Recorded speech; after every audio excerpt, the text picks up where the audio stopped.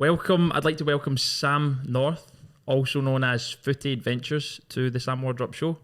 Welcome, mate. Thank you very much, mate. It's an absolute honour to be asked. It is strange hearing my own voice in my headphones whilst not editing a video, but great to be here. It is very strange, but it's a great setup, so shout out to G4 Claims for hosting us here. Of course. And before we get started, I'm going to give a little background in case anyone doesn't know who Footy Adventures is. Cool. Yeah. And then you, of course, can add on anything I've missed. Sounds good. So I'm going to guess your age, okay? And this is guessed from one of your videos. Right, okay. 28?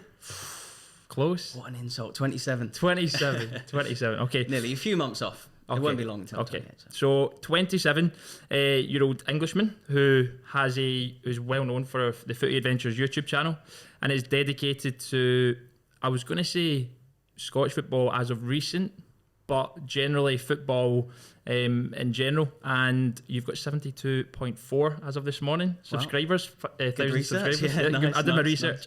And it started 2 years ago, back in November 15th, 2019. Yep, sounds about right. Yeah. Yeah. And that was in Sydney with the Central Coast Mariners, one of those, the original video. Yeah, the first video, Central Coast Mariners against Newcastle Jets. Yeah. I think it was 2-1 if I remember correctly. 2-1. Was that Yeah, right? yeah. You've seen the video. I've seen the video. I've seen the video. And when I first connected with you, this was back in June 2021. You'd only 30,000 subscribers on YouTube, and over the last 6 months, you've more than doubled that, which goes to show the kind of hard work and the consistency that you've been putting into your channel. And to me, you might have something to add, but I feel like your kind of channel is showcasing, football matches. You do a little bit of kind of commentary in the game, stadium tours, interesting stories, that kind of thing. Is that a fair? Yeah, 100%. And you mentioned the fact that I've kind of got into Scottish videos lately. That's mainly due to COVID, to be honest, just being here through lockdown and stuff. But I think it's been a blessing. I don't think there's another country in the world that is as small as Scotland in terms of like the land mass, but to have so many football teams and so many stories, and even non-football teams like the abandoned stadium at Third Lanark, and just the amount of footballing culture and history there is here that is outside of stadiums is huge anyway. So it's like the perfect place to be during a lockdown. If you like. Lockdown, because I did notice you were doing a lot of travelling. You'd been to, this is me taking it from the channel. Good stuff, yeah. Australia, Bali, Thailand, Greece, Spain, Portugal, Holland, Czech Republic, Slovakia, Budapest, and then Hungary. Yep. And then that's when it finished. So the channel was originally supposed to be all around the world, Footy Adventures. It's kind of in the name. I never wanted it to be in one place, but I had to adapt. And I feel like that's something that a lot of YouTube channels have to do, especially you look at people like KSI, who is massive in the space. He started off as a kid and now he's an adult, and he's transitioned his channel into a music channel. And I feel like to keep up to date on YouTube, everything has to be very current. So I've had to keep up with just different trends and stuff, and I've had to change my channel completely from starting it to 6 months later there being a pandemic where I couldn't travel anywhere. So I guess I had to become less of someone traveling to watch football and more of like a reporter in one place, if you know what I mean. So why did you? So what age were you when you first started? So let's go maybe 25, I think.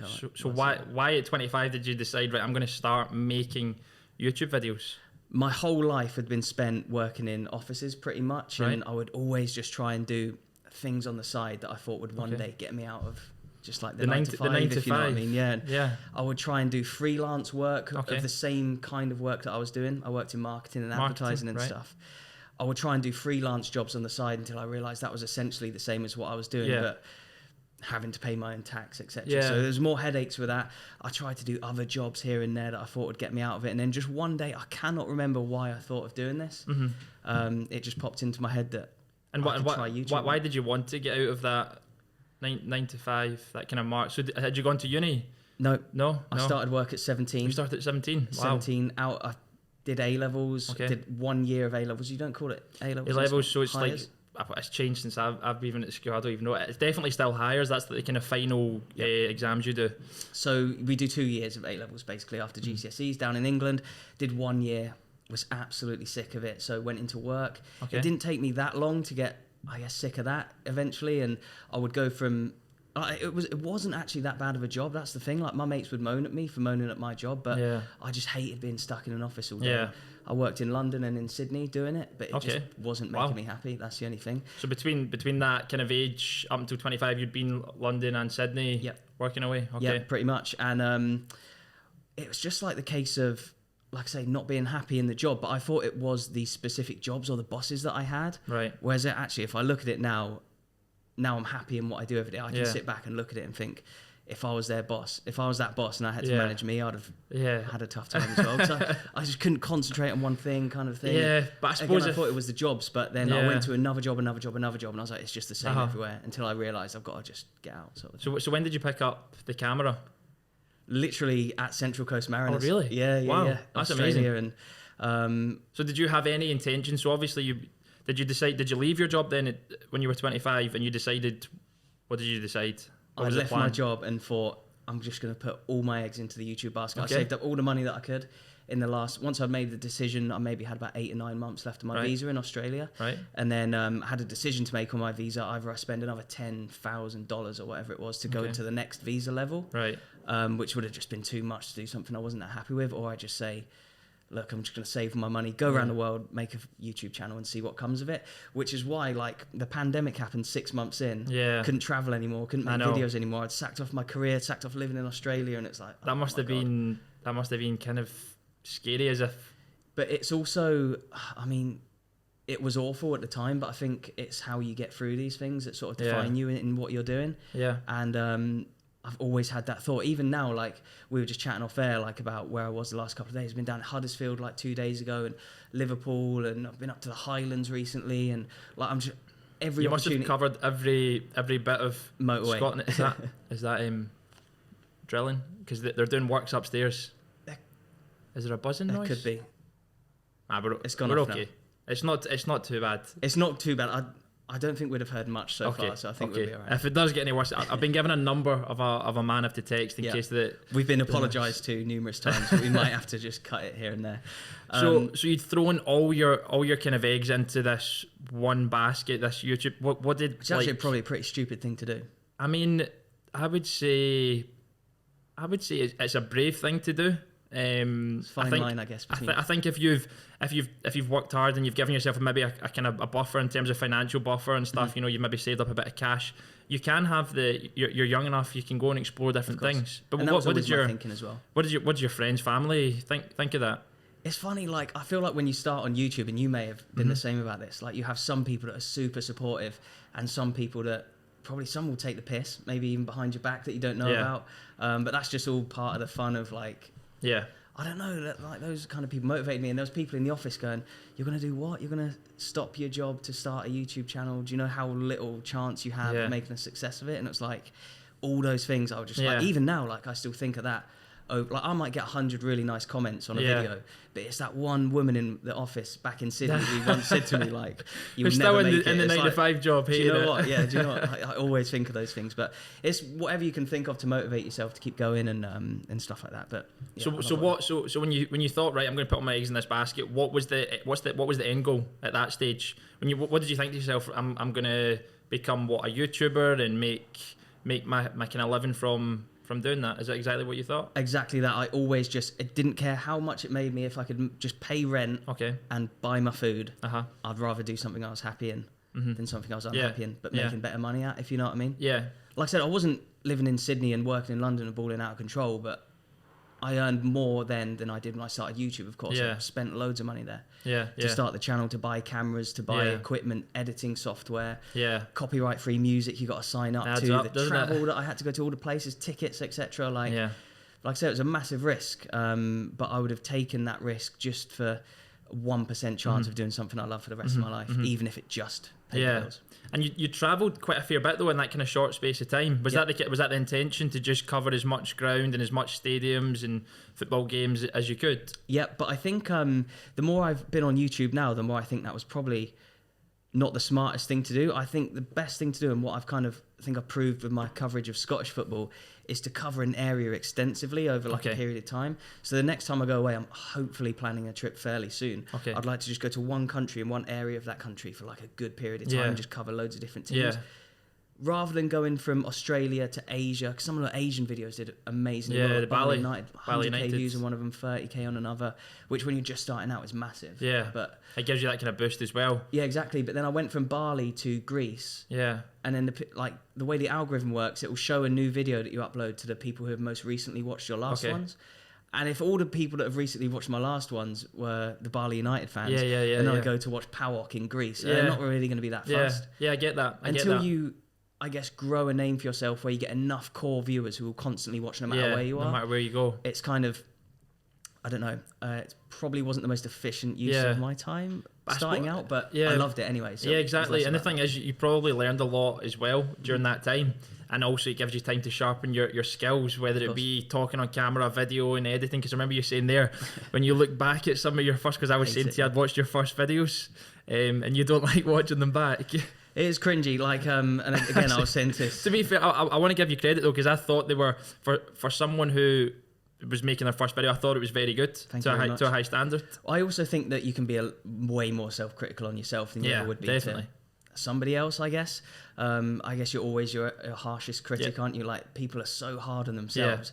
But I always say, like, my girlfriend's bad for this. She's always saying, I look rubbish today, or blah, blah, blah, blah. I was like, imagine if you said that to someone else, how bad they would feel and how bad you would feel. It's like, you are like your own worst enemy in a lot of ways, I think. But yeah, no, it's good practice out there to do that in Australia. Again, I think I had quite a warped view on how much YouTubers could make starting out as well. I thought as soon as you get monetized, you'd start making money straight away. But you will earn like 3p a day for a year. I remember I watched your video on that, and I think I agree. I think people think that, you know, people on social media or YouTube make a fortune. But it's the same with any job. I think, like, it's only there's a small percent that make a fortune, but you just have to you just work away. And I think you've done that consistently. That's one of the big things with YouTube. It's just that consistency, but also listening to, you know, the people who are watching your videos and listening to what they want to see, what they like. And I think you seem to do that pretty well. How do you go about? Obviously, sometimes myself, I'll sit down and I'll write down some of the videos I want to make. So do you do that, or do you just go with what you see people commenting, kind of thing? A bit of both. So I mentioned Huddersfield earlier. I was down there purely because someone left a comment that there's a plaque in the B&Q car park. Oh, yeah. The old centre circle or whatever. So I was like, I've got to go. The same with Kafkin Park, the abandoned stadium in Glasgow. Like, someone had, I think a couple of people might have left comments about that. I'd never known about it before, so then I go and check it out. But it's also like part of my curiosity of just a football lover. Like, I'll just go anywhere and just... that was awesome though, that video, the Cathkin Park. It's insane. It's pretty cool to see, isn't it? The kind of just the way it's I've been there a few overgrown. times now, and it's always quite a special place to go to, especially for me personally, with how well sort of the videos got received from there and stuff. But yeah, it's a mixture of kind of having my own... So will you content plan for like maybe months ahead, or do you just kind of go more off the cuff? I don't know what I'm doing tomorrow, literally. Like, but that's the kind of way I like to sort of do things. Like, I don't like planning that much ahead. Okay. Like I said, in my old job, like, I would leave things to the last minute and people get annoyed at me for that. But like, that is when I'd get the best out of my, like, when I'm editing a video and it's got to be up at 8 in the morning and I'm back at 11 o'clock at night and I know I've got to stay up till 5 a.m. to finish it. I will smash it out and I won't have a break. I'll drink coffee. I'll just like, there's been times where I've been, you know how you've got to finish your video, it has to render and then you have to upload it. So the rendering can take like 45 minutes to get off the editing software. I've finished editing a video at like 3 in the morning, slept on my office floor, set an alarm for 45 minutes later, it's rendered, I've put it to upload, then that will take another 30 minutes, so then I've slept on the floor again, set another alarm to then do my thumbnail, so that when all that's ready, then I've got to do my tags and upload it and stuff. So honestly, you've got to be like that on YouTube. But as well, see, some people maybe see your video, the 5, 10, 15, 20 minute video, and think, it's only, that must have taken 20 minutes. But it's like, nah, it takes like 5, 6. There's so much work that I would say filming it sometimes is probably the easy bit. And then the bit after that is like the kind of bit that you have to really put the graft in. Even the planning, the travel as well, like, it takes out. People, like, like you just said, like, and hit the nail on the head. You're all over. You're going from north of Scotland down south as well. It's a lot of travel. I've been to Wick and then Southampton all within the space of like a few months this year. So I've travelled a lot. The car must be doing a lot of miles. It is, yeah. So I've changed to diesel, thankfully. So it's saved me a bit of money. But Yeah, no, it's all just about being consistent and just getting around as much as I can, and keep visiting new clubs. And so tell me, I like to ask guests that come on specifically what a day in your life looks like, a typical day in your life. And I know you've said that often you don't plan, so each day is new, which is probably quite exciting in terms of leaving that 9 to 5 and having that excitement of you're not sure what's going to happen each day. But what is a typical day of a day in the life of Footy Adventures of Sam North? God, well, oftentimes, like, this is how hectic some of the days can be. So let's say I'm filming a video, a match day vlog on a Saturday. I'll get up in the morning, I'll have like a bit of toast and a coffee or whatever, and then I'll head out, and I probably won't eat until after the game or whatever, unless I get something at a game.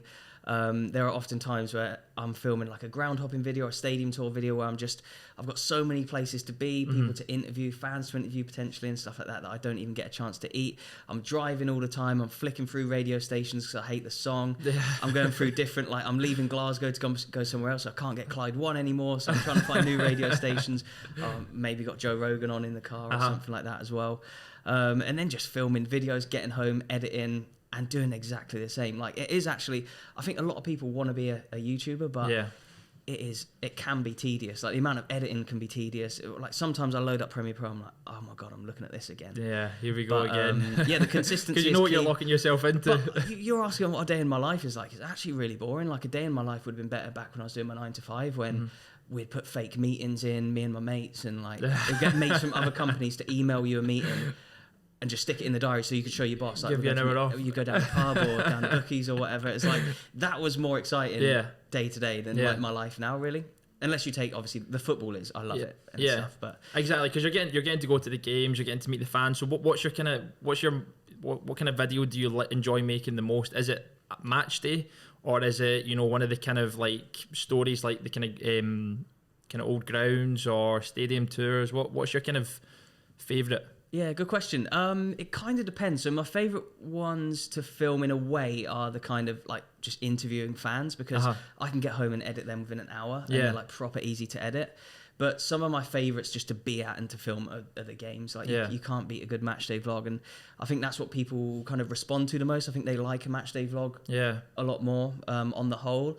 And for me, looking through your videos and the comments and stuff, I think the fans of, especially the teams in Scotland, the ones that I've watched, like, they just love the fact that someone is taking an interest in their team, but also Scottish football. It's kind of like a pride thing. Yeah, I think that's also a blessing about being up in Scotland is I feel like it was just crying out for a neutral voice, just to go and cover all the different teams and not have a bias, and not necessarily even at first know a lot about the issues that are in Scottish football, because I don't, even now, like, I've only lived here for less than 2 years.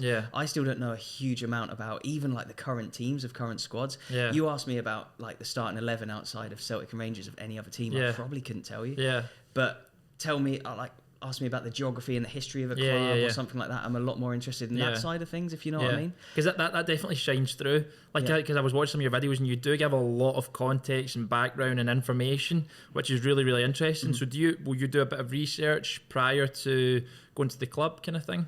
Yeah, so I try and research as much as I can and use online, like use the internet and stuff. There's the odd occasion that you get something wrong. And people I'm sure people will let you know about that. The amount, literally, I will do a video that is like 20 minutes long, which is full of facts about like football clubs and cities or whatever.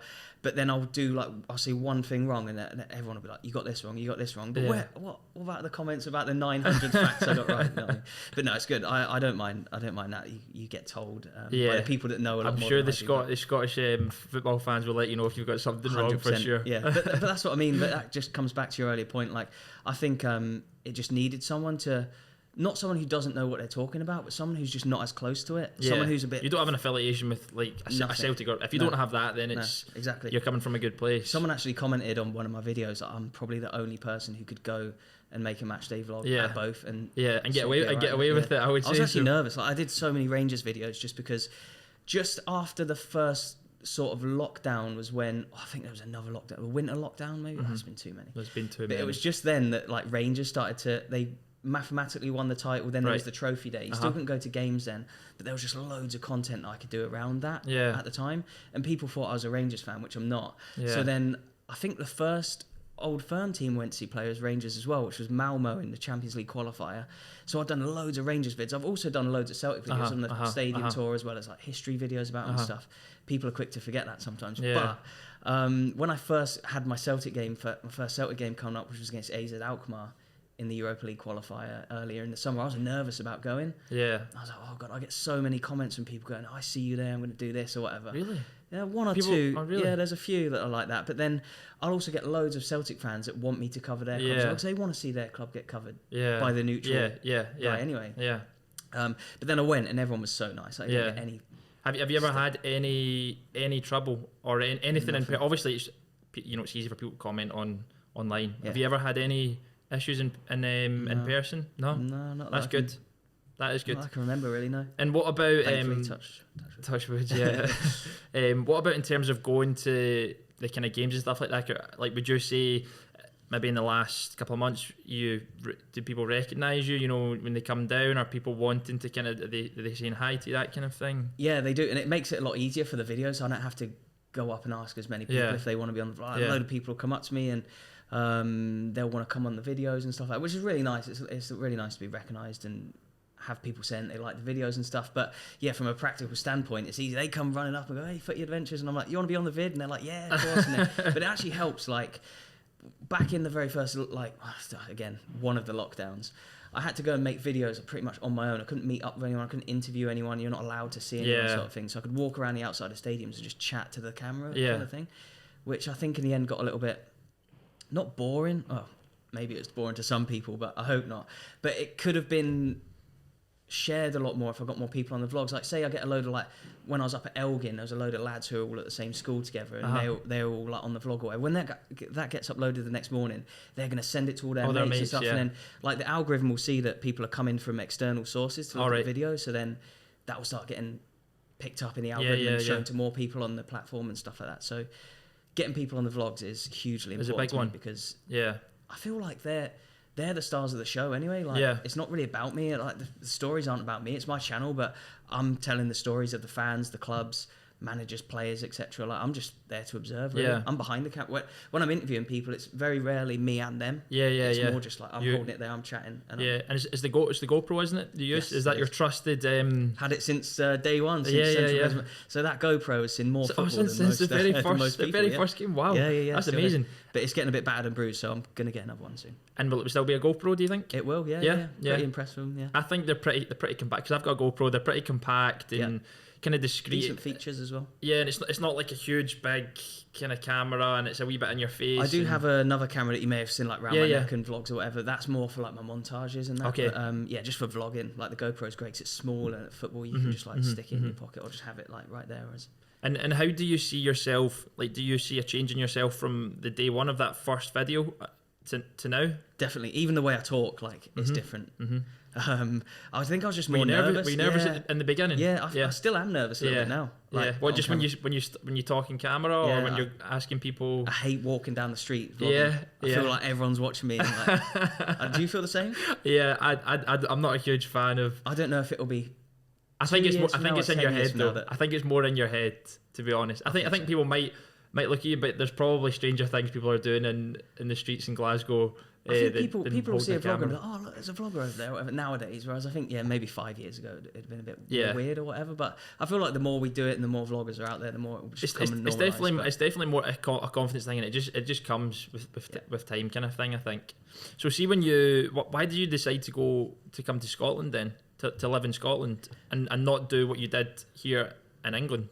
Well, after we left Australia, me and my girlfriend met out there. She's Scottish, I'm English. Our visas ran out. Okay. We had to come back. That's where we were travelling, and we were in Budapest. Right. And then everything was getting locked down. We basically had to get one of the last flights out of Budapest back to the UK, and we just came to like stay with her family for a bit. Okay.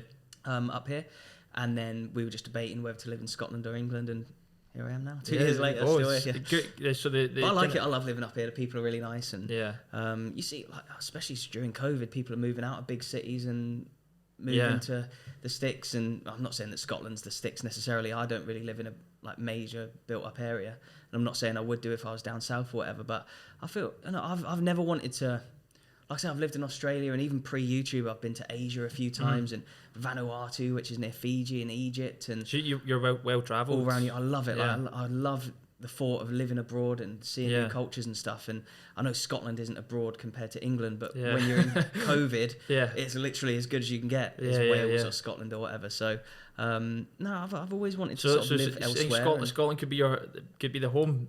Could be the base for now. You never know where the channel will take me next. But but like I say, I've built such a good audience of people in Scotland. I don't think I'll ever leave for good. Like, I'll always have to be here. To do videos in some capacity, even if that means coming back every so often. I don't know. I'll probably live here for quite a while.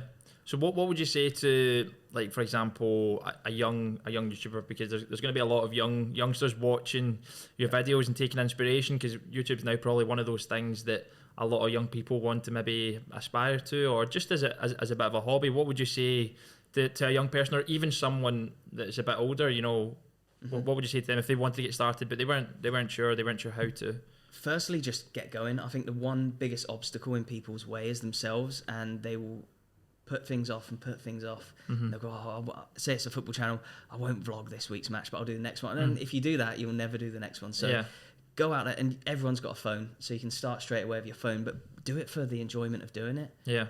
Don't try and do it to make money, because like I say, like, you'll hit bumps in the road where you're earning 3 pence a day, or even less. You might not get monetized for a year or two, and it's like you'll be stuck then. But have a backup plan if you want to leave your job to do it, but basically do it for the enjoyment of doing it. If you do want to grow a channel, the most important thing with the algorithm these days is to be on the home screen, and the best way, that's where the vast majority of your views will come.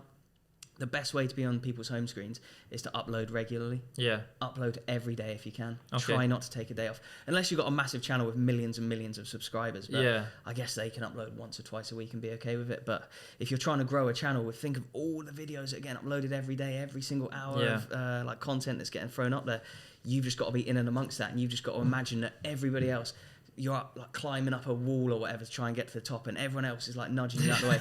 Just imagine you're throwing elbows, but your elbows are like videos, and you've just got to like throw more videos out, and like the more videos that you put out and the more good content that you put out, the higher you'll get eventually. So the one thing I would say for myself anyway, if I'm trying to put out a video, like, for me to make it like half decent, because I feel as though it takes me a bit of time. I'm probably not the best with, you know, editing. I'm not the best with filming. That will come with time. So for me to put a video up, I feel as though if I did more than one per week, the quality would decrease. Do you ever think that is the case? Like, do you think if you spend, you know, posting every day can be quite a lot, especially if you're maybe working part-time or full-time? How would you get around that, do you think? Of course, it depends on what your schedule is, but also it could be like a mindset change. I mean, you were saying then about how the quality might dip if you were to do 2 videos instead of 1. But if you look at it, if you were to do 1 video a week, that'd be 52 videos in a year. But then if you were to say do 2 videos a week, it'd be 104.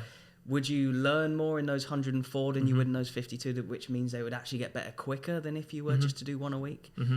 So it could be something to do with that. But I would just say, just keep on going. Just keep making mistakes. The more mistakes you make, the better, honestly. Look back at my first video, Central Coast Mariners, took 2.5 weeks to edit. And it's only 6 or 7 minutes long. It took me 2.5 weeks to edit that.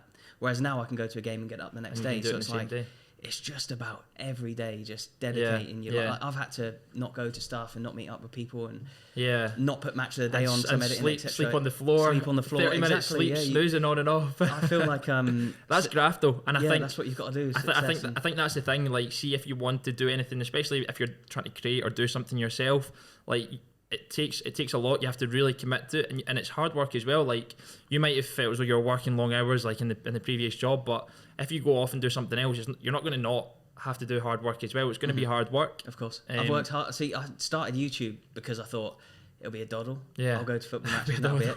But like, I've worked harder. You're probably at working more than you were. Genuinely, honestly, I've worked harder at this, and I care more about this than I've had anything professionally in my life.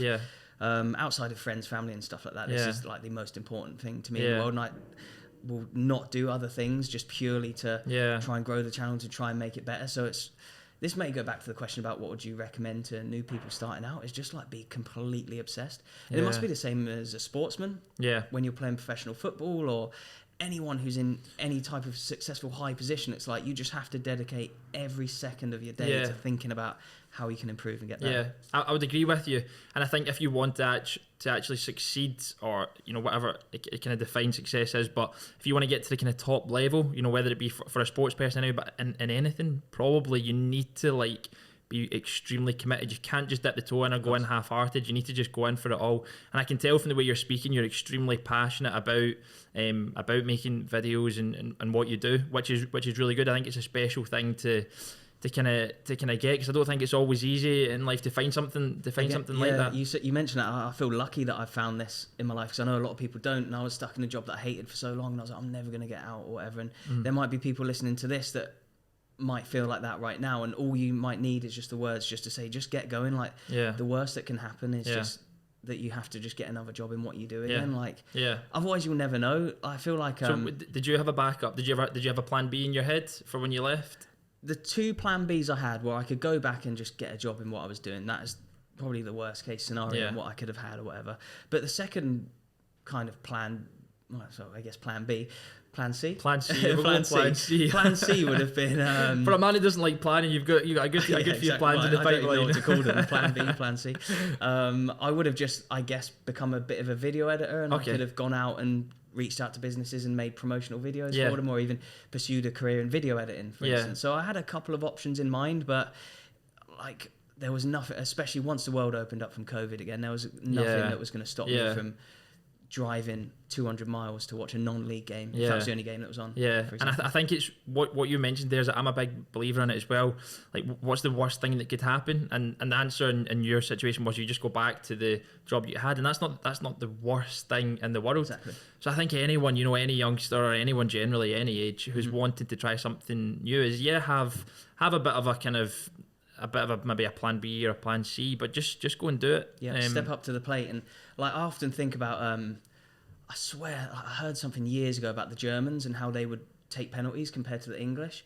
The English are notoriously bad at penalty shootouts because we think, oh my God, I'm going to miss and I'm going to be an idiot. The Germans will step up to the penalty spot and be like, I'm going to score this and become the hero kind of a thing. And that's the kind of mentality that I try and like have in my life, is like, if it's public speaking at work or whatever, if it was to present something to the company, I would always put my hand up to do that, because it's like, that's your chance to show everyone that you're not scared, that you're confident and you can go out and do things.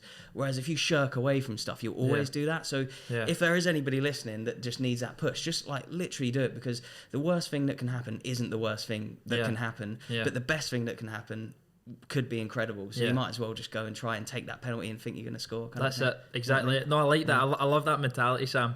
And hopefully, I'm sure there will be people listening who are kind of in a situation where they want to try maybe be posting on YouTube, TikTok, Instagram, whatever, and you just need to go for it. Just lean into the fear. That's what I always say. Whatever fears you have, as soon as you've as long as they're not dangerous, that's what I always say. Exactly. As long as they're not dangerous, but once you see those fears, you do something about them, you overcome them, you're like, I can do anything now. You know what I mean? Yeah, exactly. Great thing. So for yourself, where do you see, like, what's the end goal with the channel? Or do you have like maybe somewhere where you want to be with it in, like, I don't know, 10, 12 months time, 2 years time? Do you ever think that ahead? Do you ever set yourself goals? I do have some like thoughts in mind of what I want to do. So that I just want to cover more countries. I want to take it to every continent eventually. I want to, obviously, you're going away soon. Yeah. Somewhere. When this episode comes out, I will hopefully be there. Okay. Well, I'd love to go where you're going. I don't know if we can say. Is Brazil. it Brazil? We're going to Brazil. He's going to the marathon. And I'm going to be taking some tips from you about where to go. I might even do a little Footy Adventures-esque type, do a little vlog of the Maracana. A little kickabout on the Copacabana beach. But for me, it's just about just going to every continent and just to see teams that I'm interested in all around the world. Like I say, I do what I do because I wanted to have a career in something I enjoyed. If I can make enough money along the way to have a comfortable life, then great. But again, like I say, I would just do this for the enjoyment. And if I can keep doing this and keep enjoying it, then that's all I ask for. But yeah, to take it around the world again would be pretty good. Amazing. I'd say. And I think you will have every success with that.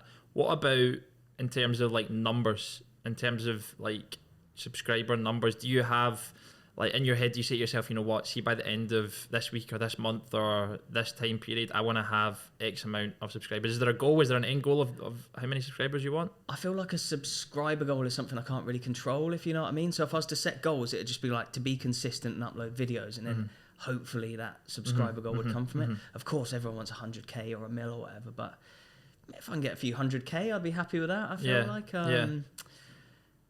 don't know. I don't try and put, because I upload a video and I want it to hit 100k views. It's a massive occasion. It'll do like 50. It can be a bit disappointing, if you know what I mean. So I don't really want to set those expectations for myself in case I don't hit them. But any YouTuber wants to have a mil, don't they? Yeah. Like, that'd be lovely. And how do you deal with, because I feel it myself from someone that posts on social media and stuff, and you're obviously wanting to get a good reaction, a good positive reaction from stuff that you post. How do you deal with maybe, you know, you've put loads of time into, we were chatting about this off here, you put loads of time into one video, and then maybe you put a fraction of the time into another video, and somehow that one does amazing, and the one you've spent hours on, weeks in your head planning, this is going to be amazing, and then it's not going to be flopped, but it's not done what you wanted. How do you deal with that? Comparatively to the bigger ones, it's not done as well or whatever. Again, it just comes down to trying to do what I enjoy, and if a video doesn't do as well as one, if the channel still does okay and I'm still enjoying it, then that's fine. And I'm just there. Like I say, like I actually prefer to go to a non-league game than I would to go and see. I went to Southampton Burnley this season in the Premier League, and I had a better time at Kill Winning Rangers or Collect Talbot. I think because you can get more kind of involved in a game like that. It's smaller, you can get right in and chat to the fans, and it's probably going to be guys that have been going for a long time as well. But just to go back to your question, so I think it can be a bit disappointing when things don't do quite as well as what you sort of hoped they would. But then again, like, I've been through COVID now with the channel and all the traveling and all the restrictions, etc. And that was so disappointing that a video now that does 10k when I had one before that did 200k isn't that bad for me, if you know what I mean. Because the way I see it is, when I post a bit of content myself, I think this will kind of resonate with you as well, is there's going to be at least one person who watches that who gets so much from it, whether it be entertainment or it's a bit of education. Like, there's always going to be one person that's really going to take a lot from it, and I always think that's in my head when if I post something. I think as long as one person can maybe just be a little bit more inspired, a little bit more motivated, or in your case a little bit more kind of entertained, or I think that makes it worthwhile, even though the big metrics maybe aren't there. I think you're right. It's spot on. It's all about trying to keep the audience happy, but again, trying to make content that you enjoy making as well. So was there any inspirations for you in terms of YouTubers? YouTubers, have you always been someone who's watched YouTube, you know, through that's through kind the of years? what got me into sort of trying to become a YouTuber. I think was watching it and just seeing these guys doing it and thinking I could do that. I wasn't really watching many football videos. I was living out in Australia. I was watching like travel vlogs and stuff like that. Because I noticed that when you first started, the first few videos you did, it was like, this is going to be like a travel and football which channel. I still try and show a little bit of. Like I try and show like there would never have just been just a travel video. It would always have been with football, but I just try and show like a bit of the town that I'm in. Around. I think that's what makes your videos really unique, though, because you don't just go to the game. You don't just go to the game. You give a bit of background and you show a little bit of the area and a little bit of the history, which is obviously where you're what you're interested in. For it, like Dunfermline, there's like the tower that's on their badge. Like you can visit that tower, for instance. It's in the town of Dunfermline. So like I'll try and find little intricacies like that and go there and that's what makes your channel really unique, I think, though, which is really cool. Nice. I'll try and lean into that a little bit more. I think for me anyway, that's because I quite like that stuff as well, though. So maybe not. Sounds good that it's resonating at least with people who enjoy that side of things anyway. Yeah, definitely. So you are a Liverpool fan? Yep. Is that right? Yep. I was down at the Liverpool-Brentford game at the weekend. Liverpool-Brentford game? Yeah. Okay. And do you have a Scottish club? Or are you not allowed to Kelty Hearts. Kelty Hearts? Okay. I'd say. Just, people who have watched my videos will have heard me talk about them numerous times. I just love the way how they treated me during COVID. Like, I would try and get so many teams to let me in with press passes and stuff. And there were some that were amazing. Stenhousemuir, Kelty Hearts. Yeah. Gala Fairydean Rovers. There's loads that I'm missing out here off the top of my head. But Kelty Hearts and Stenhousemuir are always the two that kind of stand out. But it was just getting to know them as a club, and like they grew at kind of the same time that I grew as well. Okay. Like, they've gone from non-league to the SPFL. Yeah. Only Okay. the third club to do so or something like that. And at the year that they got promoted, like my channel's gone up as well. And it's like, hopefully we can both keep rising together. Yeah. And eventually, like, I'd love, like you asked where I want to see the channel or whatever in 5 years. Let's say in a perfect world, I've got like 1 million subs and I can go and make a month's worth of videos in Argentina or whatever. Yeah. And then I can come back and watch Kelty Hearts play in the championship or whatever. I think that'd be a lovely, like, overall rounding of that. How about yourself? Like, you were Celtic. You played for Celtic. So right? I did. I played for Celtic, and I think when you're a football player and you're playing for a club, especially for a longish period of time, you just end up kind of supporting them. Okay. I would Did say. you support them as a kid? So interestingly, when I was brought up, my mum and dad are not massive football fans. Okay. My dad's from Edinburgh, and he supported Hibs. Rugby. Oh, okay. He supported Hibs, and he went a lot when he was a kind of youngster with his mates. But as he grew older, he maybe stopped going as often. So I was never really brought up in a football house, which is weird because I was like playing football all the time. Yeah. So I've never really grown up, supporting a team or being really kind of loyal to any one team. But I've got to say, I'm not going to say. I'm probably more. I'm still more of a Celtic fan. Of course, you play for them. You've got to look out for their results and stuff. Yeah, like that. And you obviously play for Dumbarton and Airdrie. Airdrie, and Dundee United. Of course. Yeah. Do you look out for their scores as well? I do. But the interesting thing is, I don't actually watch a lot of football. The only time I'll watch football is if it's a big game, or if I know someone that's playing in the team. Yeah. I just feel like I've got an invested interest. I think there's so much football on. Like you could spend your whole life watching games, Yeah, so I just kind of watch with my mates and stuff play. Yeah. But yeah, no real die-hard connections to. Yeah, it's same with me in Scotland. Like I say, Kelty Hearts, I just love how they treated me, kind of a thing. But honestly, like I get an affiliation with clubs when I've been there. Yeah. So it's like Central Coast Mariners, my first ever vlog. Barley United. Yeah. Who else goes to Barley to watch the football team?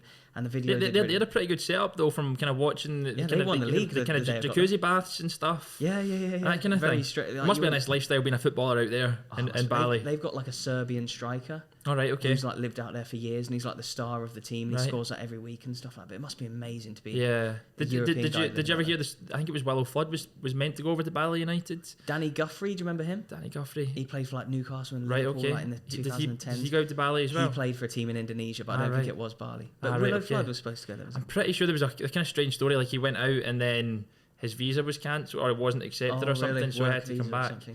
But I mean, playing football in Bali sounds pretty unreal. I feel like if that was handed to me, I might have to return to football to play for Bali. It's really strange. Like you go and watch football around the world, and like the styles are so incredibly different. Yeah. The goalkeepers are mental. Like they'll just run out and just like try and clear the ball, even though like it's going to drop to the defender, but they'll try and like run out. Yeah. But also, it's like so hot there that come the 60th minute, and this is the same in Australia. Like the game's just like. After 60 minutes, they might as well just stop because they just pass it around at the back and it gets so boring. Yeah. Especially in like 40-degree heat in Adelaide or something in South Australia. It's even somewhere in Scotland, I can't play football. Never mind. Never mind anywhere else. And it might get to like mid-30s here or something like that. But it's just like in the hot countries, it's just the games get really slow. But again, just a few more teams that I support. It's like I don't support them, but I just once I've been there, I've get such a good affiliation. You get kind of affiliation with them. It's the same with Sparta Prague. I went there and did 2 vlogs while I was in Prague and.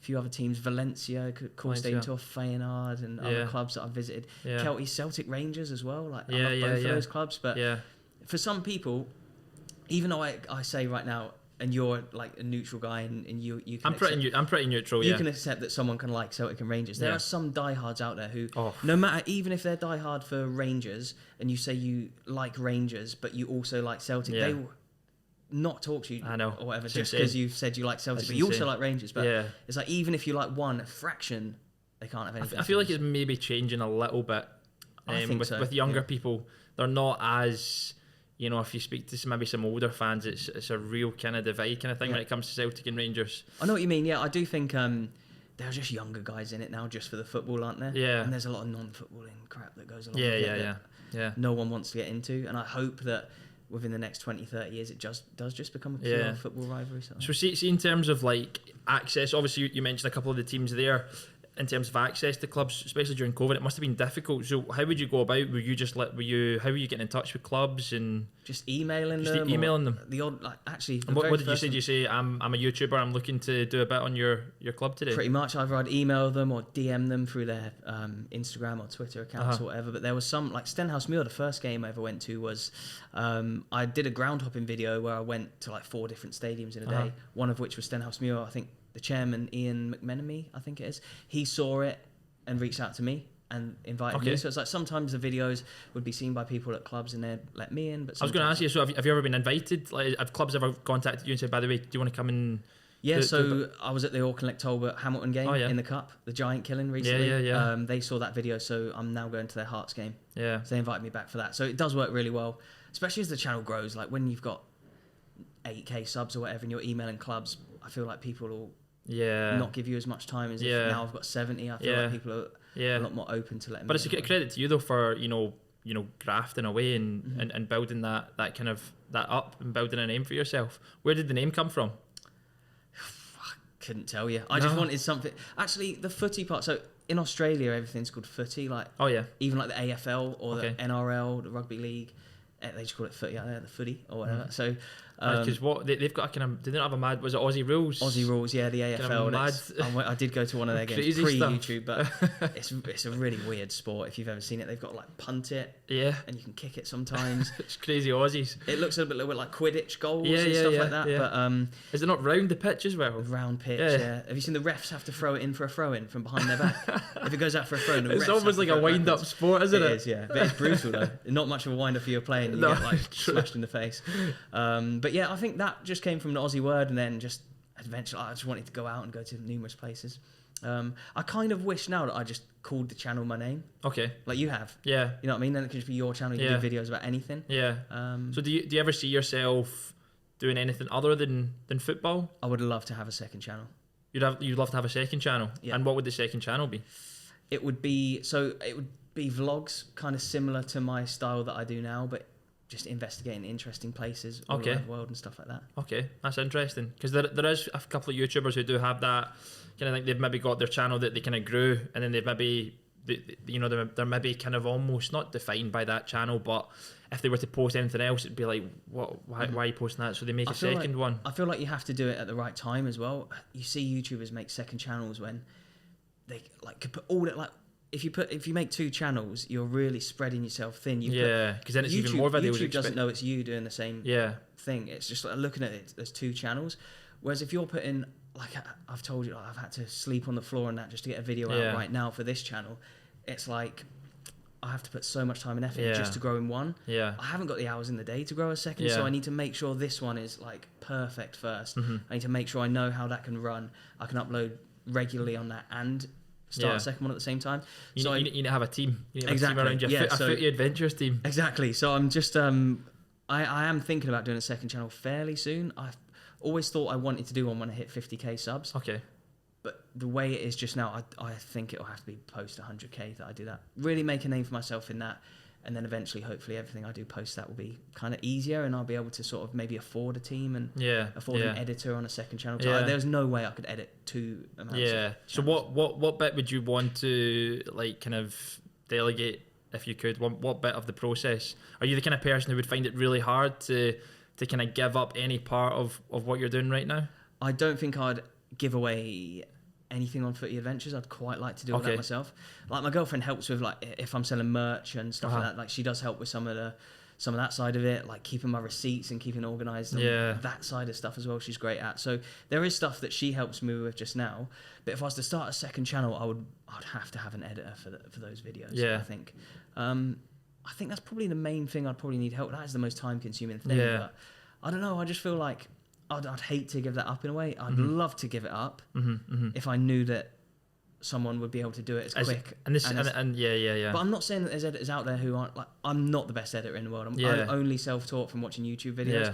My old job didn't have anything to do with video. Okay, that's really interesting. So you're from scratch completely. That first vlog was the first time I've ever edited anything. So it's like I'm no expert at all, but the way I've got to where I am now is just through like so much hard work and effort and trying and it's got, every video's got your own style on it. Exactly, and I don't know how long that'd take for me to get across to someone how I want the montages to be, how I want, like, because sometimes I'll be chatting to my GoPro, I'll completely mess up what I say and have to say it again. Yeah.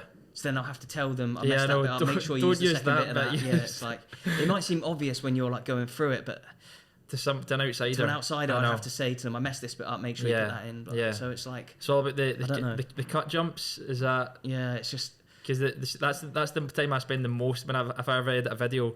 It's like cutting out the little kind of ums and ahs and silences and retakes of the same. Yeah, watch my old one. So there's so many like sentences that just kind of, you have to stop it there, but you've just gone so much of a ramble that there's nowhere to stop it, and so you have to just cut it somewhere, and it looks a bit weird between the cuts, or whatever. But eventually, in time, if you know what you need to say, even in sentence form, you can just say the sentence, compose yourself, say it again, say the next sentence, and then the next one, because then you've just got it. Yeah. And you know, and it's not rambling into the next one where you have to do a weird cut. It's like, you just say what you need to say, get it out calmly, and then maybe just think about the next bit. Because it's not like you're live or anything like that. You can always edit out the pauses, you know what I mean? So. The one thing I find interesting, because I listen to a couple of different podcasts and listen to YouTubers who are on the podcast, and one thing that always kind of rings true is that they all have their own unique style and their own unique way of doing things. Like some of the guys a lot of the tech guys will have literally like the script on a projector like coming down, and that's like extremely planned and prepared.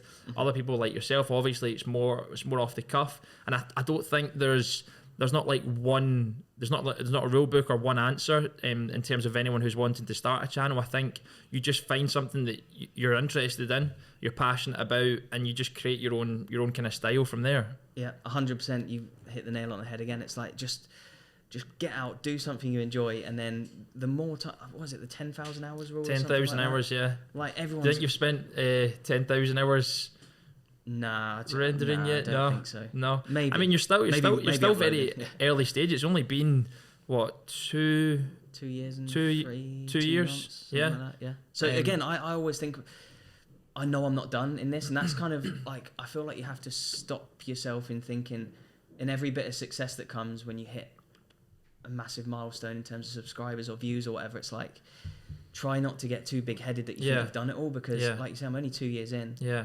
Some amazing massive channels are 10 years in, they've got millions of subs. Exactly. It's like, you're never going to be done. You can always improve. You can always get better at things. 100%. And the one thing I look at myself as well, because it's a little bit scary when you go off and do your own thing, is I always kind of compare it to, so if you're doing a uni course, it's going to be like 3, 4, 5 years. If you start a job, it's going to be 3, 4, 5, 6, 7 years before you climb the ladder. Before you climb the ladder. So everyone starts as an apprentice in a job at first, or exactly. Even if you're going to be a plumber, or even if you were going to work in an office like I did, you're on a crap wage at first, if at all, just to learn. Mm-hmm. And then, that can last a year. So you got to imagine, if you're starting a YouTube channel, you can't imagine that day 0 before you start, you got nothing, then day 1 you're going to start raking it in. You're going to have a year of learning at least, and then that second year of refining, then the third year of improving, the fourth year, who knows where it can end up. And think where you can get yourself in 5 to 10 years through any other kind of job. Mm-hmm. And I think if you take that mindset into doing your own kind of thing, it could be exercise. Someone could be listening to that who struggles to get off the couch, but if you walked every day for a year, you'd get way better. If you then slightly jogged every day for a year, and then in 5 years' time, you could be running a marathon. You know what I mean? So it's like just I just see it like in perspective. These like little micro tasks I have to do. We were talking then about cutting up the different things. I've got to cut these tiny little things and make all these millions of edits over the course of a few years or whatever, that in years' time become huge tasks. It's like every step of a run, it's not a lot. But over the course of 15 kilometers, it's like, oh, bloody hell, I've achieved something. You know what I mean? To be honest, man, I'm actually excited to see where your channel goes, because I think likewise with yours as well. Yeah, well, mine's just very early stage. It's a little baby. It's a little baby channel. But as you said, we all have to start. Start somewhere. But I think what you've done in Scotland is really, really cool, and I think it's the cool thing for yourself is that you're going to have the ability to go, across the globe, and because football is everywhere, Exactly, yeah. Global sport, isn't it? I'm looking forward to seeing those vids for sure. You, yeah. I'm looking forward to where it takes me as well. So we do have some quickfire questions coming up, but I had a couple more questions I wanted to ask you first. So in terms of, we talked about the kind of ads and stuff like that, but also another income stream for YouTubers and people on social media as sponsors. Mm-hmm. And then I think as well, you've also got maybe selling your own thing, whether it be a course or merchandise. Is that the kind of, is that the way you see it? Is that how you see yourself earning a living from those kind of things? Yeah, so I have 3 revenue streams. There's also like affiliate links that you can set up. So if you did your book series recently, if you could go into Amazon, set up an affiliate account, and then just say to the people, that are watching, you can get these books on Amazon. That would have been the smart thing to do, but you can go back and do it. You can set up the links now, and you'll be doing more videos and stuff. But this is what I mean. So that's what you've got to do in YouTube. You have to be aware of all that, yeah. Like, no one knows this stuff when they're just starting out. But then you do a podcast with me, and you might learn that one thing, or then you go home and watch a video. Like, it's just about learning one thing a day. And again, every step of a run, it's like over the course of a year, if you learn one thing a day, you'll take your channel from this to this, and then another year to this. I feel like I've gone off track there. What was so just in terms of earning a living from being a YouTuber, how do you see yourself? Like at the beginning, was it just thinking, right, because I think at the beginning it's like, right, these ads are going to pay me millions of pounds in maybe a year's time. I had a warped view of what you could earn, 100%. So yeah, I did think you'd earn more quickly than what I actually did, but ad revenue, the ads that show up on YouTube, that's probably my main. And the more views you get, obviously, the more ads, the more money, essentially. Yeah. So that's, but again, like, it's like how much effort do you put into different times of the year? So I uploaded pretty much every day from the 1st of December till the 24th. Because their advertising budgets are higher. That's why people do Vlogmas. That comes from your background, possibly in marketing. Again, have you transferred any skills from that? Loads. Loads. So interesting. Sponsorship side of things. Okay. I'm not scared to reach out to companies, just completely cold call or email. And I've got a deck of slides. So as part of my old job, I used to have to do like PowerPoint presentations to clients and that on how their advertising budgets are performed for the given month, etc. And so I do that now. I get all the channel analytics. You know how your dashboard, you can go into analytics about anything, country, time of day people are watching, views, type of videos, etc. Like, you can get so many details on there. I put all like that information that you see in the YouTube studio is quite complicated to. Yeah, there's a lot of information but there. If you can take that and make it into a really easily readable PowerPoint presentation, you can send that out to people. And like, I have a deck of slides there that are pretty consistent and say what they need to say. There are the odd numbers that I need to change. So say someone reaches out to me today and I haven't sent that deck to someone since last week, I just need to update the subscribers, which have gone up, or like my Instagram followers. So it's like I use a lot of my old kind of skills that I had from my old job in like trying to present to new clients and just to try and because again, I don't just want to take money off people and get as much as I can. I want to, like, the number one rule when you're working in marketing is, especially in agencies, is that it's not about you, it's about with the client, because they're the ones paying for it. It's their advertising budget, it's their money. They want to see a return on investment. So I want to make sure that if a client was willing to pay me £400 for a video, but maybe my channel isn't that big, I'm not saying that's you're just near going that for one rough, video, rough but figures, let's say £400-500 a video, someone wanted to pay me, but I knew that my video was only worth £100 or whatever, and they would see no return on investment, and they're not going to come back to me. So you might as well be honest and open and say, look, it's going to be 100, blah blah blah. But then in time, they'll still be your client, they'll still be your sponsor for a long time, and then you can grow your channel to a place where you can start charging people a little bit more. But I do try and use a lot of my old skills from my old job in terms of whether that be PowerPoint presentations, reaching out to companies, presenting. Okay. So you've got obviously the AdSense, you've got sponsorships, and then some YouTubers do merchandise. So have you got any Footy Adventure hoodies or beanies coming? Footy Adventure specific stuff for now, but potentially in the future. I have been working on some stuff. But I do canvas prints of like pictures of stadiums that I've taken pictures of and stuff. So all the pictures are mine. It's not like I've just took the picture. I've taken all the pictures, and they've supplemented a little bit of income here and there. It's not huge. One thing I think for YouTubers is there's not just one kind of single source of income. It's kind of different. Kind of number of things grouped together. Yep, and again, that's a lot of stuff that people don't see behind the scenes, is the amount of hours that will go into like the business side of the job, like doing all my receipts and sorting out my tax. Nightmare. Trying to reach out to new companies, having meetings, doing reports on campaigns that I've done already to companies to show them how well it's performed. And is there a kind of dream? Because me myself, I always think to myself, I'd love to work with this company or that company. Do you have that in your mind? Yeah, there's companies that I have reached out to myself that I thought would be a great fit. There's some that have come to me that think they'd be a great fit, and that's great when people come to you. But for people who are just starting out, like, don't be scared to reach out. But yeah, there's probably... Have you would you partner with someone that you are? Have you got any rules around that? You know, for yourself in terms of... It'd have to be fairly relevant to the audience. Fairly relevant, yeah. Like, it would have to be relevant to the audience watching. If I can get it to be about football, like the perfect sponsorship would be something that just fits within the video and doesn't take away from anything. Yeah. But it would have to be relevant to the audience first. Then if I can make it relevant to football, brilliant. Then if I can actually fit the sponsor segment into the video, that's even better. Yeah, that's the ultimate goal. But about like specific companies I'd like to work with, it's less about like the actual companies themselves, more about the people that are like that you're dealing with on a day-to-day basis. Yeah. And whether they're you know, not faffing around. Similar kind of vision and exactly, and kind of let me get on with it as well in a way. Yeah. Like, I don't want a sponsor to say, we want you to do this video. I would rather a sponsor came to me and said, we want to sponsor your channel.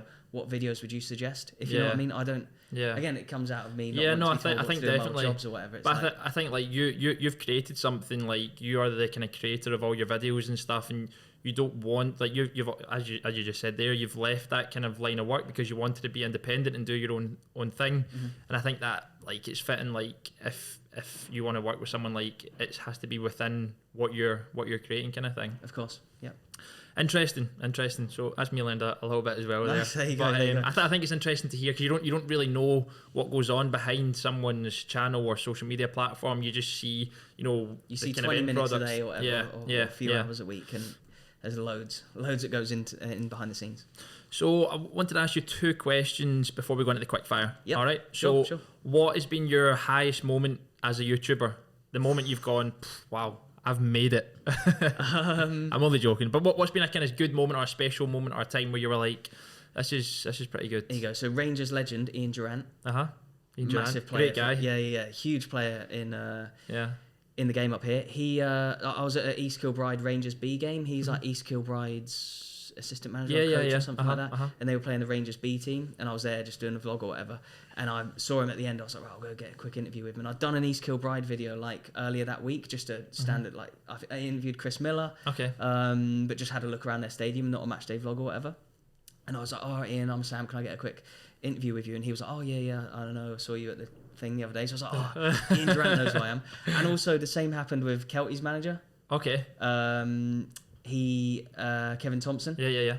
I interviewed him after a game. He was like, all right, how's it going? Like, knew me. And yeah. And the same with Dylan Easton, who you played with. Oh, yeah, Dylan Easton's a great guy. I think he must have seen a couple of my old Kelty videos, and I went to another Kelty game, and he wanted to come on and that. And I was like, it's when, like, players and people involved, in it, even yourself, like, you played SPFL football, and you want to talk to me. It's like, wow, this is... But it's really cool, because for me anyway, with the podcast, I want to connect with people and chat to people who, are doing something just a little bit different and are doing it really well and are being successful. And I want to find out, why you're doing it, what kind of makes you or kind of carried you down this path. That's really interesting. But those are 2 pretty cool moments. Just being recognised by people already in the industry. Wow. Yeah, that's cool. I'm sure that'll continue. Hopefully, for sure. Yeah. Who knows? And this one a little bit the opposite. Maybe I should have started with this one, but this is the opposite. So, what's been the kind of lowest moment for yourself as a YouTuber? Have you ever woke up one morning and gone, you know what? I don't think this wasn't a good idea. I'm not actually cut out for this. Loads of times. Like when you upload a video, you know how it gives you like the out of 10 rating, how it's done compared to all the other ones. Right. When you upload a string of videos that have got the little grey downwards thing. Okay.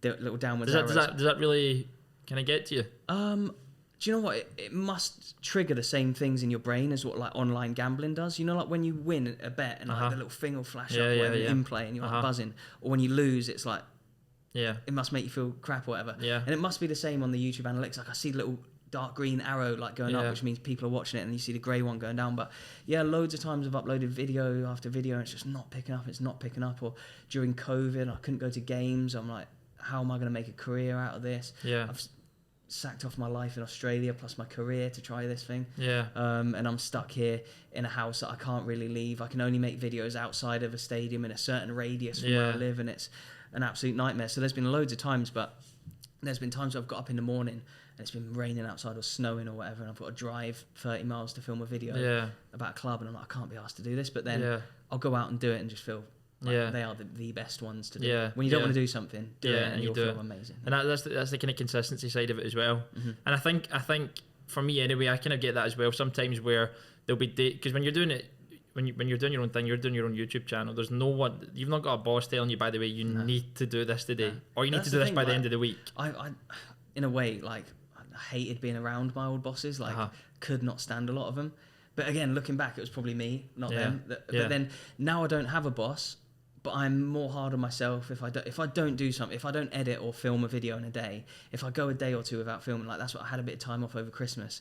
I felt awful, like beating myself up about it. Out of routine, that kind of thing. Yeah, out of routine. It was hard to get back into it as well. Yeah. I'm just getting back into making videos now. I've just been down in England filming. Yeah, but you'd worked hard though, December, hadn't you? I had, yeah. You'd worked really hard. It's like I could work hard for 3-4 weeks non-stop and have a day off. But then as soon as I have 2 days off, I'm like getting itchy feet. Like, I can't. Where do you think that comes from?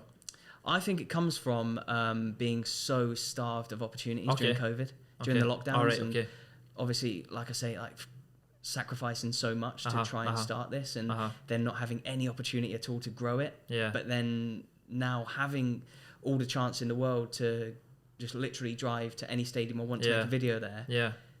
If I don't do that, I'm like, what? I'm wasting my time. There could be another wave soon, and we've all got to go back into another 8-month lockdown. So, you know what I mean? Like, so the kind of lowest moment is kind of generally when you're maybe waking up and you don't feel like it today, or maybe you're seeing those downwards.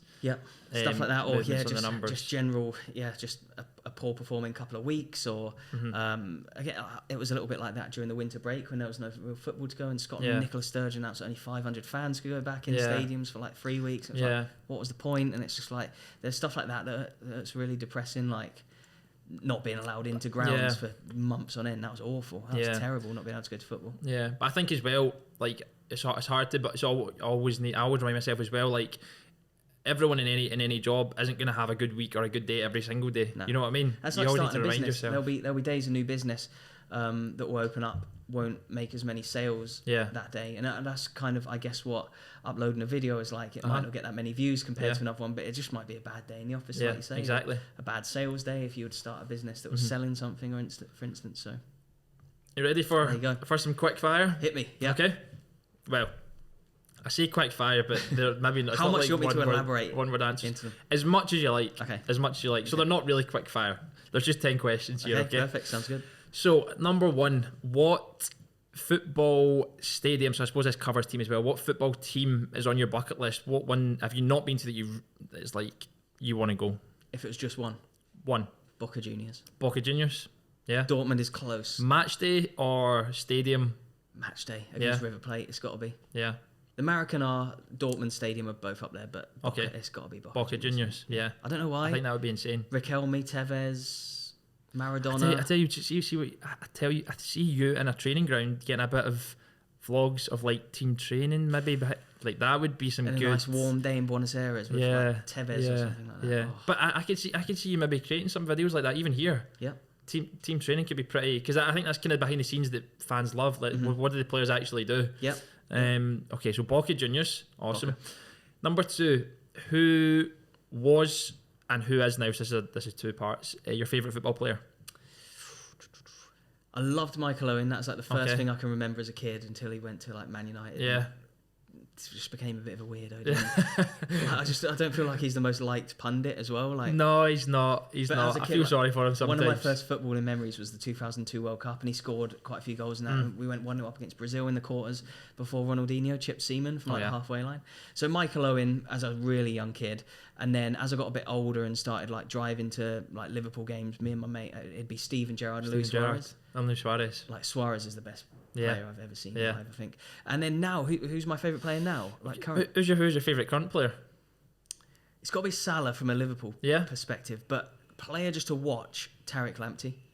Who? Brighton's right back. Okay. Have you seen him? No, I've not seen him. No, is he a young player? Yeah, pretty young, yeah. Okay. He is just like fantastic. The most tenacious little, like, just so fun to watch. Yeah. Love okay. Him. Awesome. Weird one, but there you go. So you might not want to answer, but what is the worst pitch or stadium you've visited? One year, like, oh no, this is not good. You might have played there. Where? I've not been for a game, but I've just had a little look around. Cowdenbeath. Cowdenbeath. Oh yeah. I went on a grey day. I went on a drizzly grey day. I'm not slagging off Cowdenbeath. I'd love to come and watch you play, but I think Calvin. I think the fans have Calvin got B to fans admit, would agree, because even the it's got the stock fans, car racing the track. fans and are sitting pretty far back with a netting in between. I know. And that. It's like, I know. there's like a car racing track around it, stock car racing track. But the day that Only I in went, Scottish football. and I don't think it was obviously the fault of the club, but I think there'd been a fire at the stadium or something. Right, okay. When I went, it was Okay. over a year ago now, I'm sure. But it was just run down. And Yeah. there was like bits of the track, like there was traffic lights like that had fallen off, and like flags. Big at all tyres bits and stuff. Yeah, Big old yeah, tyres. yeah. It's a strange There was ground. like an old tractor that was like crumbling. But I actually find the beauty in that. I actually Yeah. really kind of appreciated it. But Yeah. if I was a player playing now, I'd probably be like, what is this? Yeah. Have you played there? I've played there a couple of times What's it actually. It's just a bit strange, because you're walking across the kind of concrete track to get to the pitch.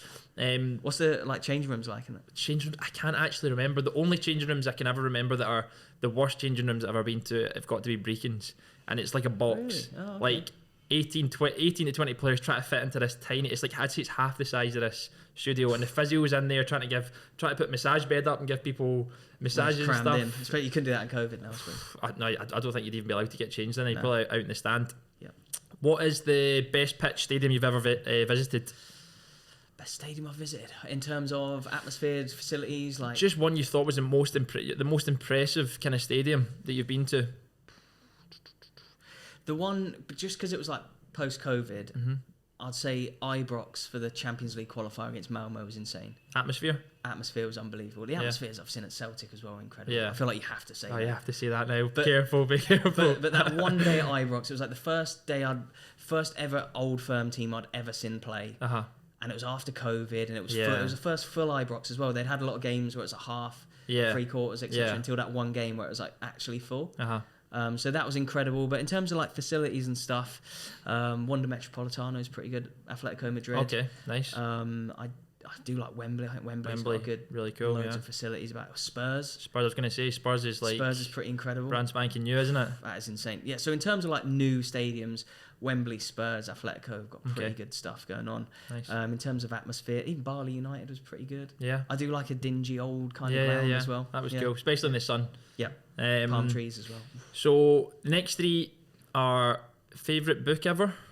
Yeah, Are you a reader? yep. Do you like a bit of reading? So favourite book, Favourite book, Sapiens is pretty good. Sapiens. Okay, Sure nice. you've read That's a Sapiens. pretty intense read, isn't it? I do like Sapiens. There's one called, I think it's called The Social Leap, which is Social kind Leap. of similar to Okay, I that. don't think Talks I've a read lot about why the human eye has white around it. Right. It's because a lot of animals have just got like completely dark Uh-huh, eyes, uh-huh. whereas when we were like evolving, we could work in teams and not scare the lion by shouting across at each other, but we could like use our eyes then to Right, communicate. okay. It talks about the Interesting. throwing arm and how that has like Yeah. advanced human civilization, etc. So we're really just Stuff like that. animals, aren't we? So, yeah, exactly. So stuff like that I quite like. Other books, 1984, Brave New World, all Okay. good books. Kind of, especially with what's going on nowadays. Yeah. The governments of this world and the I know. lockdowns, etc. Yeah. So yeah, I do Nice. like books like that. Favourite film? Favorite film? There's quite a few. Pulp Fiction was on the Pulp other night. I do Fiction. like Pulp Fiction. Pulp Fiction's good. One Flew Over the Cuckoo's Nest. Okay. you seen that? Is that a horror? No. It's a bit like, Or have you seen thriller? Shutter Island? Shutter Island? Yeah, It's Shutter kind of Island's similar good. to that. Jack Nicholson's. Uh-huh. He's a bit scary. Yeah, he's like I think he pretends to be a mental patient to get out of Okay. going to prison, Okay. and they end up like lobotomizing him or whatever. Spoiler Oh, no, I alert! have It seen was it. I out in have like seen the it 80s actually. or Yeah, something. So, yeah. yeah, so that's a pretty incredible film. I think. Okay. I quite like that. Favourite food? Favorite food?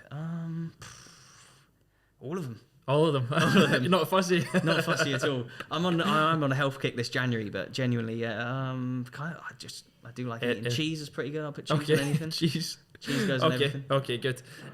Number 8. What do you? Oh, there's the banging. The banging's coming back again. Yeah, sorry guys. What do you define success as? So in your life or generally? Contentment. I would say being content in what you're doing every day. And Okay. also being in the flow state a lot. Yeah. The other day, so yesterday, I think it was yesterday, I did a video where it's coming out soon, a calorie challenge where I just ran around Goodison Park in Anfield for Okay. hours, like just trying to burn a certain amount of calories. Uh-huh. So I was in the flow state for that pretty much all day. Then I went back, did a load of editing, flow state while I was editing, drove home in the flow state when you're driving, Yeah. etc. So I've spent all day just doing things I was like fully concentrated on. Yeah. I think you look back at the end of the day then and go, wow, That was good. time just flies. Yeah. Time goes quicker, but who wants to live a dull, Yeah, boring definitely. life where time's It's dragging, hard. you know? I think in today's world, it's hard to get that flow state, isn't it? With Yeah. all the distractions. So I think the answer to that question is to be content and fulfilled in what you've done in the day. Yeah, If you know what I definitely, mean. I think definitely. I think that's a good. I like that answer. Yeah. We've already covered it. Number 9 was just, what would you say to a young YouTuber starting off on their journey? And it is just to kind of make a Consistency start. And enjoyment, I'd say, were the two main things.